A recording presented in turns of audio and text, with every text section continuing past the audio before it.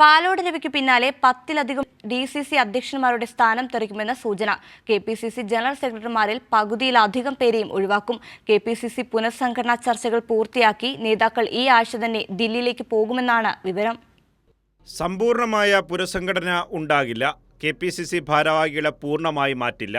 എന്നാൽ KPCC general സെക്രട്ടറിമാരിൽ പകുതിയിലധികം പേരെയും ഒഴിവാക്കും. നിലവിലുള്ള ഒഴിവുകളും നികത്തും. പാലോട് രവിക്ക് പിന്നാലെ 10-ലധികം DCC അധ്യക്ഷന്മാരെയും മാറ്റും. തൃശൂർ, എറണാകുളം, മലപ്പുറം DCC അധ്യക്ഷന്മാർക്ക് മാത്രമേ ഇളവ് ലഭിക്കാൻ സാധ്യതയുള്ളൂ. ഇതാണ് ദില്ലിയിലെ ചർച്ചയിൽ ഉണ്ടായ ധാരണ. മാനദണ്ഡം വച്ച് പ്രവർത്തന മികവ് നോക്കി പുതിയ KPCC ഭാരവാഹികളെയും DCC പ്രസിഡന്റുമാരെയും നിയമിക്കാനാണ് KPCC നേതൃത്വത്തിന് AICC അനുമതി നൽകിയത്. പക്ഷേ കേരളത്തിൽ എത്തിയപ്പോൾ ചർച്ചയിൽ കാര്യമായ പുരോഗതി ഉണ്ടായില്ല. എന്നാൽ പാലോട് രവിയുടെ വിവാദം ഉണ്ടായ സാഹചര്യത്തിൽ ഹൈക്കമാൻഡ് വീണ്ടും ഇടപെട്ടുവെന്നാണ് സൂചന.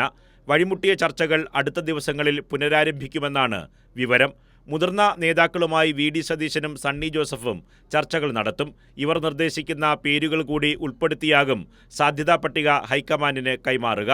കേരളത്തിലെ നേതാക്കൾ ഈ ആഴ്ച അവസാനത്തോടെ പട്ടികയുമായി ദില്ലിക്ക് പോകാനാണ് സാധ്യതയുള്ളത്. അവിടുത്തെ കൂടിക്കാഴ്ചകൾക്ക് ശേഷം അടുത്ത മാസം ആദ്യവാരം തന്നെ പുതിയ ഭാരവാഹി പട്ടിക AICC പ്രഖ്യാപിക്കുമെന്നാണ് ഒരു വിഭാഗം നേതാക്കൾ പറയുന്നത്. കൈരളി ന്യൂസ്, തിരുവനന്തപുരം.